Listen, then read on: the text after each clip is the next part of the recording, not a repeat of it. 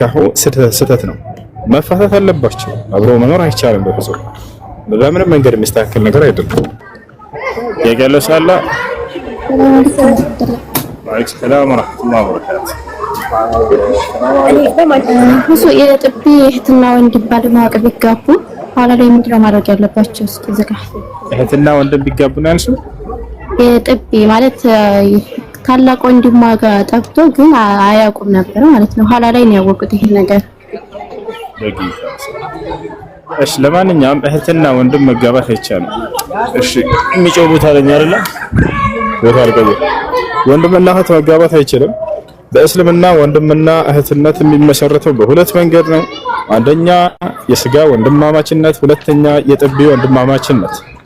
ስለዚህ ሁለቱንም ማግባት አይቻልም። አላህ በቁርአን ላይ እንደከለከለ ሲናገር ምን አለ? حرمت عليكم أمهاتكم وبناتكم وأخواتكم وعماتكم وخالاتكم وبنات الأخ وبنات الأخت وأمهاتكم اللاتي أرضعنكم وأخواتكم من الرضاعة የጥቢ እህቶቻችሁን ማግባት ለእናንተ እርም ተደርጓል ይላል አላህ። ስለዚህ የጥቢ እህት ማለት ለምሳሌ አንድ ቤት አድርጉ። እሺ ለምሳሌ የጥቢ እህት ማለት ላስረዳችሁ ለማታውቁ ሰዎች፣ አንዲት ሴት ህፃን ልጅ ወለደች ከጎረቤታችሁ። እናታችሁ ደግሞ አንድ ህፃን ልጅ ወለደች። ያናንተ እናታችሁ የወለደችው ህፃን ልጅ ሄዶ የዛችን ሴት ጡት ጠባ።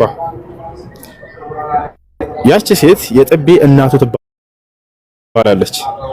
የእርሷም ልጆች የጥቢ ወንድምና እህቶቹ ይሆናሉ ማለት ነው። ለዚህ አብሮ ለጠባው ልጅ ግን ጥቢው ሁለት መስፈርት ይጠበቅበታል ትክክል ይሆን ዘንድ። አንደኛ 5 እና ከዚያ በላይ 5 ረዳዓት መሆን አለበት። አንድ ጊዜ ጠብቶ ቢሄድ የጥቢ ሁክም በርሱ ላይ አይሰራም። 5 እና ከዚያ በላይ መጀመሪያ 10 ጥቢና ከዚያ 10 ረዳዓት ነበር።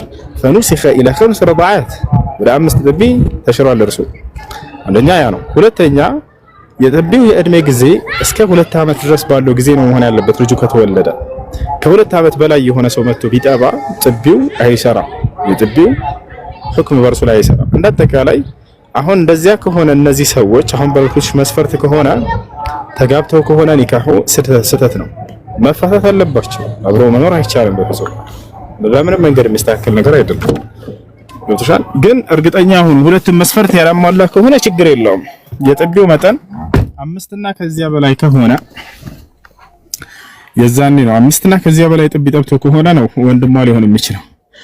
አንድ ጊዜ ብቻ መጥቶ ስለጠባና ስለሄደ ያለች የጥቢ ወንድምና እህት ሊባል አይችልም። ይሄ ስለጠባ የሚሆን ቃል ስለደጋገመ ቆረጥ አድርጎ በሌላ ነገር ነው ያረጋና ከፋራ ምን ነው ማለት ለቤተሰብ ጋር ወይ ከፋራ የለም። እያወቁ ከሆነ ወንጀል ነውና ተውበት ማድረግ አለባቸው። ሴቷና ወንዷ ጋር ሳይሆን ቤተሰብ ይሄን ነገር ያውቃል። ነገር ግን ረስተውት ከሆነ ሲጋቡ ዝም ያሉት ከቤተሰብ ጋር እያወቀ ይሄን ነገር ዝም ያለ ሰው ያ ነው ወንጀለኛው በመካከላቸው። ያ ሰው ወደ አላህ Subhanahu Wa Ta'ala ተውበት ማድረግ አለበት። እነሱ ደግሞ መለያየት አለባቸው። አብሮ መኖር አይቻልም። አሁን ባልኩት መስፈርት ሁለቱን መስፈርት የተሟላ ከሆነ ከተወለዱበት እነዚህ ልጆች ወይንም ያ ልጅ ወይንም ያቺ ልጅ እስከ 2 ዓመት ድረስ ባለው ጊዜ ጠብቶ ከሆነ ያቺ ሴት እናት ልክ እንዲሁ ደግሞ 5 ጊዜና ከዚያ በላይ የጠባ ከሆነ ይሄ የጥቢ እህቱ ነችና ማግባት እርሷ በፍጹም አይችልም።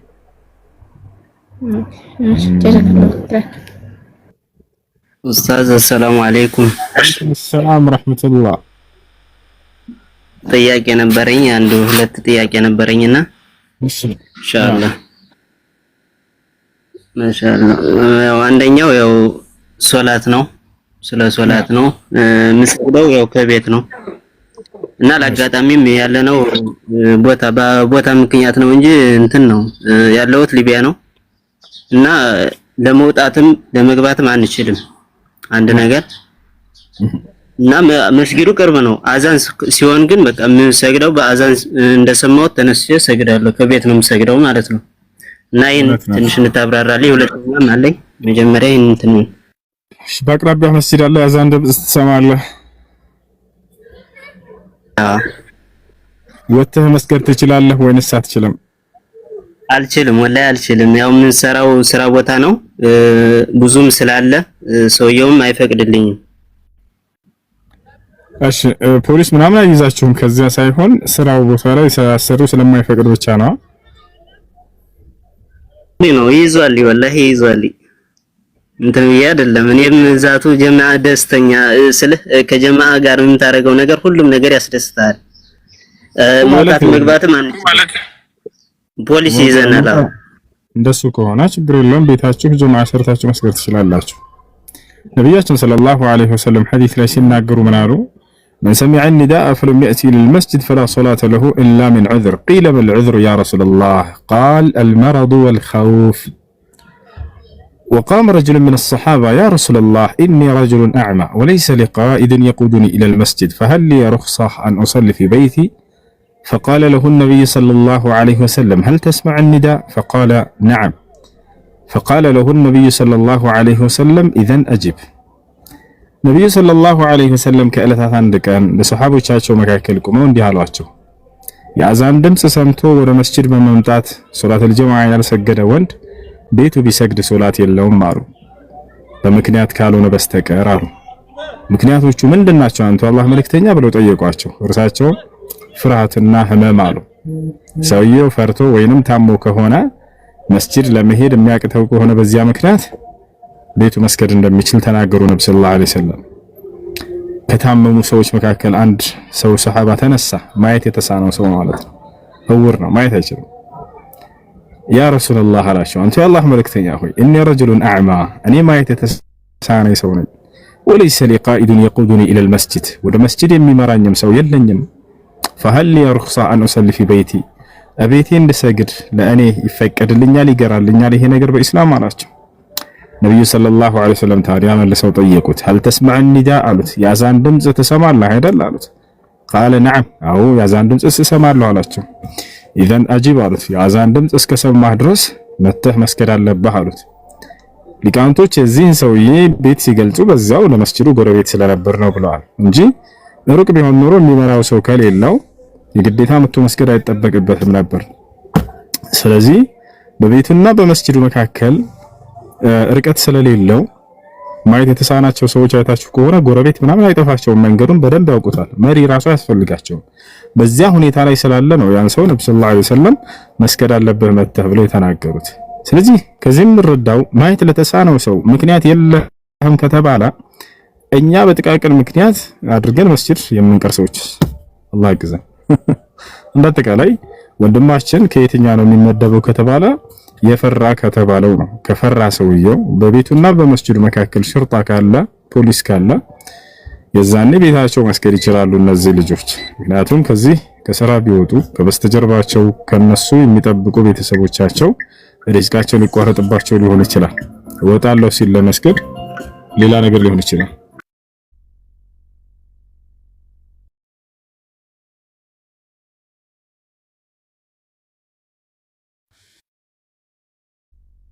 ሽክራን ለክ ኡስታዝ።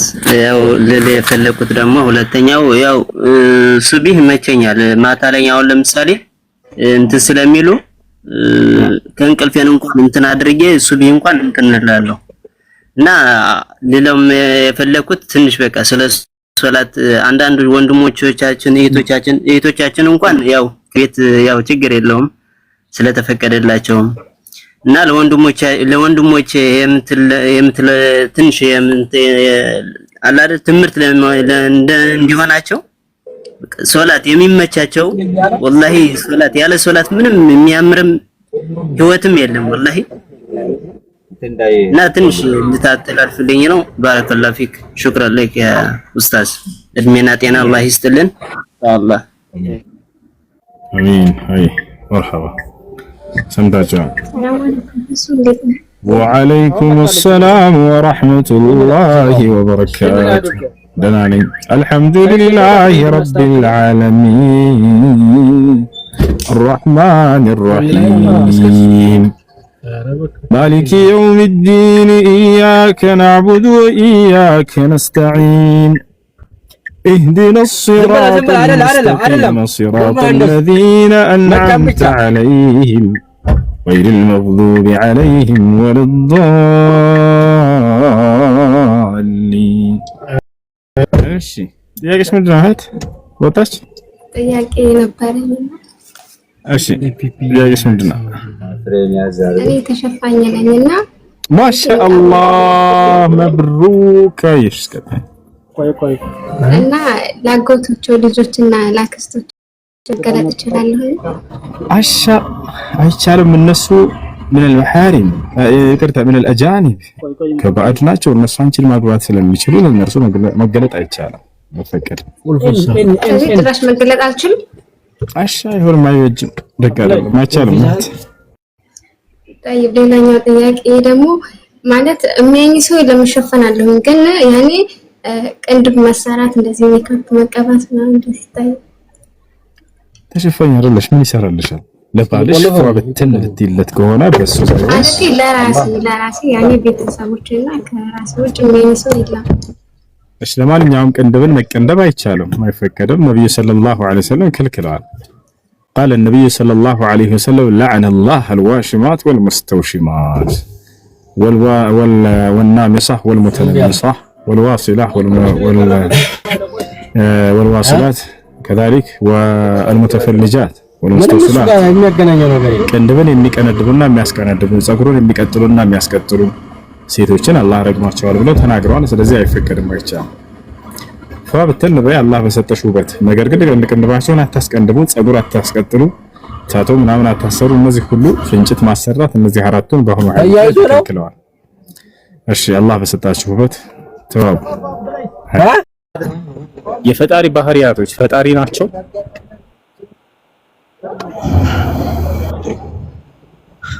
ባህሪያቱን ማን ነው ገመም የሚችለው ማን ነው ፈጣሪ ባህሪ እነዚህ ናቸው ሊል የሚችለው ማን ነው አለ ቁርአን ላይ ፈጣሪ ባህሪ ያለው የለው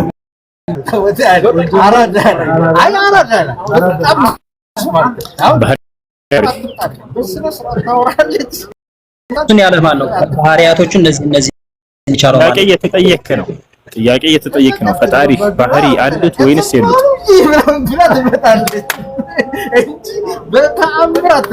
ራሱ ባህሪ ገንዘብ ያደረገው ይሄ ራሱ መገለጫው ነው መገለጫው ወይንም ባህሪ ያለው የለውም ፈጣሪ እግዚአብሔር ቃል ራሱ ነው እያልኩ እኮ ነው በፈጣሪ እግዚአብሔር አምላክ ነው አይደል ያ እግዚአብሔር ባህሪ መገለጫዎች አሉት የሉትም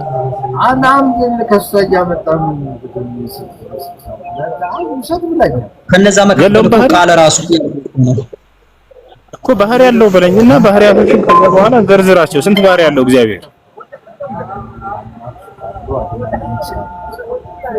ይሄ ነው ለማለት ይከብደኛል ምክንያቱም ያው አባቶቅናው ስለሌለኝ ሊሆን ይችላል እሺ የመለኮት ባህሪያቶች ምን ናቸው እሺ በቃ ግልጽ ላድርግልህ መለኮት አለ አምላክ አለ አይደል መለኮት ባህሪያቶች የመለኮት መገለጫዎች ምን ናቸው አይታዩም አይዳሰሱም መለኮት አይታይም አይዳሰስም ምንድነው ብዬ ብጠይቅ አሁን ስለምንነት ነው ማን ነው ያ መለኮት ማን ነው ብዬ ብጠይቅህ እግዚአብሔር ነው እርሱ አይታይም አይዳሰስም ነው ምን መገለጫዎች ባህሪያቶች አሉት የመለኮት መገለጫዎች ምን ናቸው ወይንም በግልጽ ቃል በቃ እንደገና ሌላ ቃል ልቀይርልህ አንድ አምላክ አምላክነትን ሊያሰኙት የሚችሉት ምን ሲሟሉበት ነው በቃ ያው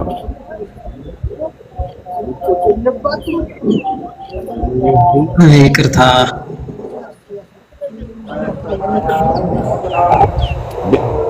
አምላክን እንዴት ነው ታዲያ አምላክ ነው ብለህ ተቀበልከው ምን አግኝተህበት ነው የመለኮት መገለጫዎች ምን እንደሆነ አታውቀው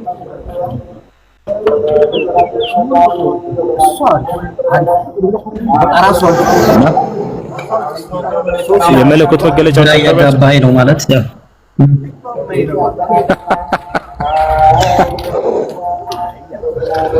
እሺ በቃሽ እስልምና ላይ ጥያቄ አለ እስልምና ላይ ጥያቄ አለ አንድ ጥያቄ ላስተናግደና ሌሎች ጋር እንሄዳለን አንድ ጥያቄ አለኝ እሺ እንደዚህ እኮ አማይረባ ማለት እስልምና ላይ ነብዩ መሐመድ ሌት ተቀን ሚስቶቹን ይጎበኝ ነበር የሚል የሆነ ምዕራፍ ላይ አይቻለሁና ከፈጣሪው ጋር የሚገናኘው በምን ሰዓት ነው? ቁርአን ላይ የተጻፈው አዲሱም ላይ የተጻፈው ያው የዓለማትን ላይፍ ስለመኖር እንዴት አጣጥመን ነው ማለት ስጋዊ ህይወትን ያተኮረ ነው አብዛኛው ፖርሽን እና ከፈጣሪው ጋር የሚገናኘው በመቼ ነው? ጧትም ማታም ሌትም ቀንም ከሚስቶቹ ጋር ከሆነ በየትኛው ሰዓት ነው? የሚለው ጥያቄ እንድታብራራለን። ጧትም ቀንም ማታም ከሚስቶቹ ጋር ነው የሚያሳልፈው ነው የቱ ጋር ያገኘው? እንደጋር ነው የቱ ጋር? ሳያል ቡኻሪ 268 ላይ እንደዛ ይላል። ምናልባት መጽሐፍ ላይ ጧትም ቀንም ማታም ሚስቶቹ ጋር ነው የሚያሳልፈው የሚለውን እሺ ሳያል ቡኻሪ ስንት ነው ያልከው? ለውጣ እኔ እንደው አልጨምርብህም በጣም ታሳዝናለህ። ሳያል ቡኻሪ ስንት ነው ያልከው? 268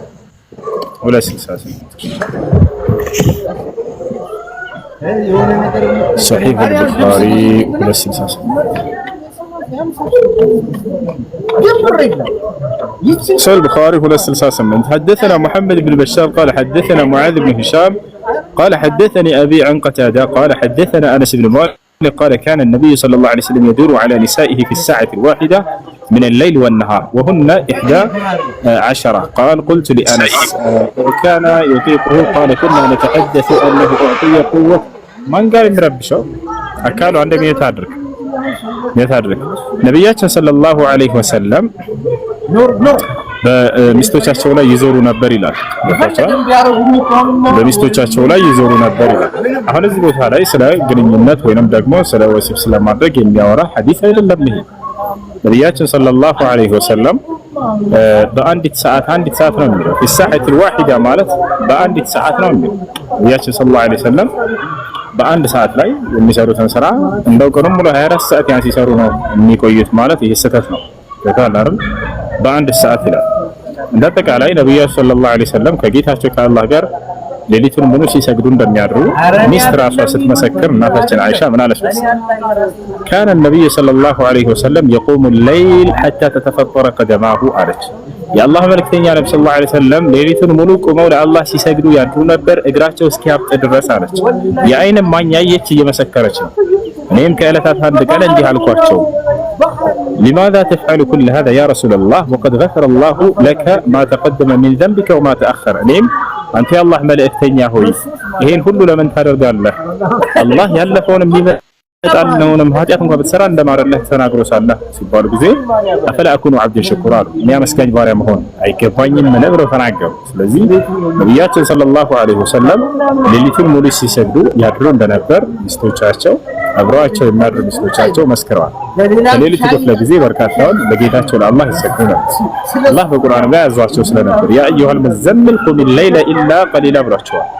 አንተ ተከናናቢ ሆይ ሌሊቱን ሙሉ ቁመህ ለእኔ ለአላህ ስገድ ጥቂት ጊዜ ሲቀር ጥቂት ከሌሊቱ ክፍለ ጊዜ ሲቀር ሌሊቱን ሙሉ ለእኔ ስገድ ብሏቸዋል። ንስፈሁ አው እንቁስ ሚንሁ ቀሊላ ሌሊቱን ግማሽ ስገድ ለእኔ ወይንም ከእርሱ ትንሽ ቀንስ አው ዚድ ዐለይህ ወይንም ተርቲላ ስለዚህ ነብዩ ሰለላሁ ዐለይሂ ወሰለም ሌሊቱን ሙሉ ለአላህ ሲሰግዱ ያድሩ እንደነበር እናታችን አይሻ ራሷ መስክራለች። ያ ነው። ለሚስቶቻቸው ግን ጊዜ ይሰጡ እንደነበር ለመግለጽ ጊዜ ይሰጡ ነበር ለሚስቶቻቸው። አንድ ሰው ሚስት ካገባ ለእነሱ ጊዜ መስጠት እንዳለበት የሚናገር ሐዲስ ነው። እሺ ያነበብከው ነው ወይንም ደግሞ እኔ ላይ ያለ ያነበብኩት እኔ እጄ ላይ ያለው ቁርአን አንድ አይደለም ማለት ነው። 11ዱን ሚስቶቹን በአንድ ቀን አዳር ሲጎበኝ ሲያድር እንደነበር ነው የኔ ቁርአን የሚናገረው እጄ ላይ ያለው። ምናልባት ዲቫይስ ላይ ባሳይ አንድ ቀን አዳር አይልም በአንዲት ሰዓት ነው የሚሆነው። አላሳይ በአንድ ቀን አዳር አይልም። በአማርኛ አድርገውና እኔም ላምበው ያው እነዚህ ያ እሺ ወደ አማርኛ ልቀይርልህ። ያው ነው في الواحدة ይላል። ወደ አማርኛ ልቀይርላችሁ አንዴ በግል ላይ ላስቀጥልሽ።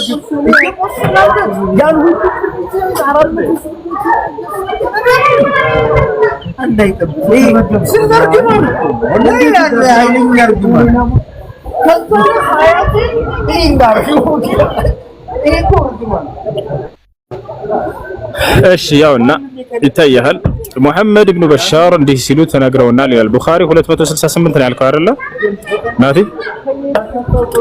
ያው ሷል ቡኻሪ 268 ያው በአንድ ሰዓት ውስጥ ይላል። በአንድ ሌሊት ወይንም በአንድ ሰዓት ውስጥ አንድ ሰዓት የሚለው ይታያል።